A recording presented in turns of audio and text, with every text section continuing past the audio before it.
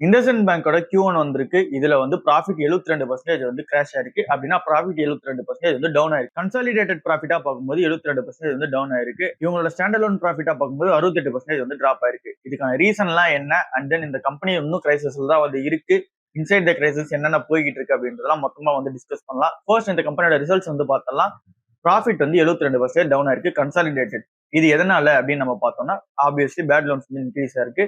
So இங்க வந்து NPS வந்து அதிகமா இன்க்ரீஸ் ஆயிட்டு போற காரணத்தினால இது வந்து ப்ராஃபிட்ல வந்து அஃபெக்ட் ஆயிருக்கு. அண்ட் தென் ஸ்டாண்டலோன்லயே தான் கன்சாலிடேட்லயும் அதுதான். ஸோ பேட் லோன்ஸ் அதிகமா ஆயிட்டே போகுதுன்ற காரணத்தினால ப்ரொவிஷன்ஸும் ஏறுது. அண்ட் தென் என்பிஎஸ் வந்து ஏறிக்கிட்டு இருக்கு. இங்க நம்ம ப்ரொவிஷன்ஸ் வைஸ் பார்த்தோம் அப்படின்னா 67% வந்து ஜம்ப் ஆயிருக்கு. அப்படின்னா எவ்வளவு அமௌண்ட் அப்படின்னா 1760 கோடியா வந்து இருக்கு. ஸோ இந்த ப்ரொவிஷன்ஸ் என்னன்னு சொல்லியிருந்தேன் ஏற்கனவே. பேட் லோன்ஸ் எதனா கம்பெனி கொடுக்க போறாங்கன்னு சொல்லிட்டு அவங்களுக்கே ஒரு டவுட் ஒன்று வரும். அந்த பேட் லோன்ஸ் எல்லாத்தையுமே வந்து வந்தது அப்படின்னா அது வந்து இந்த லோன் புக்ல எதுவும் அடி வாங்காம அவங்க கம்பெனி எதுவும் அஃபெக்ட் ஆகாம இருக்கிறதுக்காக அவங்க மேக் பண்ற ப்ராஃபிட்ல இருந்து ஒரு அமௌண்ட் தூக்கி தனியா வைப்பாங்க. இல்ல ரெவன்யூல இருந்து கூட தனியா எடுத்து வைப்பாங்க.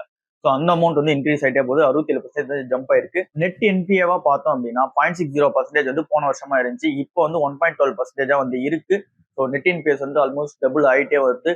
அப்படின்னா அவங்க கொடுக்குற லோன் வந்து திரும்ப வராதுக்கான சான்சஸ் வந்து அதிகமா போயிட்டே இருக்கு. நெட் என்பிஏவும் ஆயிட்டு இருக்கு. அண்ட் தென் கிராஸ் என்பிஏவா பார்க்கும்போது 2% 3.64% வந்து இன்க்ரீஸ் ஆயிருக்கு. ஸோ எல்லாமே வந்து அதிகமா போயிட்டே இருக்கு. பேட் லோன்ஸ் அதிகமா கொடுத்துட்டே இருக்காங்க. இதே உங்க காம்படிட்டரான கோட்டக் அண்ட் தென் ஆக்சிஸ் கூட கம்பேர் பண்ணும்போது அவங்களோட நெட் என்பிஏ எவ்வளவு இருக்கு அப்படின்னா 0.38 0.40 அப்படி வந்து இருக்கு. இவங்களுக்கு வந்து 0.60% இருந்து இப்போ ஆல்மோஸ்ட் 1.12% வந்து வந்திருக்கு. அப்படின்னா எவ்வளவு பர்சன்டேஜ் அதிகமா இருக்குன்னு நீங்க பாத்துக்கீங்க. இவங்க காம்படிட்டர்ஸ் கூட வந்து மார்க்கெட் ஷேரை லூஸ் பண்ணிட்டு இருக்காங்க. பிசினஸ் growth வைஸ் பார்த்தாலுமே லோன் புக் வந்து ஏறல 4% வந்து விழுந்திருக்கு. நெட் இன்ட்ரெஸ்ட் மார்ஜின் வைஸ் பார்த்தாலுமே 4.25% இருந்துச்சு முன்னாடி. இப்போ வந்து இருக்கிறது 3.46% வந்து இருக்கு. ரிட்டர்ன் ஆன் அசெட்ஸுமே வந்து ஏறல 0.45% தான் இருக்கு. இவங்களோட காம்படிட்டரான HDFC தென் கோட்டக் இவங்க எல்லாருமே மெயின்டைன் பண்றது வந்து 1.92% வந்து வச்சிருக்காங்க. ஸோ ரொம்பவே வந்து இந்த ரிட்டர்ன் ஆன் அசெட் வந்து இருக்கு. அண்ட் தென் இதை தாண்டி நிறைய கவர்னன்ஸ் இஷ்யூவும் வந்து இருக்கு. அண்ட் தென் RBI வந்து நிறைய ப்ரெஷர் வந்து போட்டிருக்காங்க. ஸோ இது என்னன்னு உங்களுக்கே தெரியும். ஆப்வியஸ்லி இந்த மார்ச் 2025 இருந்தே இந்த கம்பெனி ப்ரெஷர் வந்து சந்திச்சுட்டு இருக்காங்க. அந்த லோன் புக் அண்ட் தென் அவங்களோட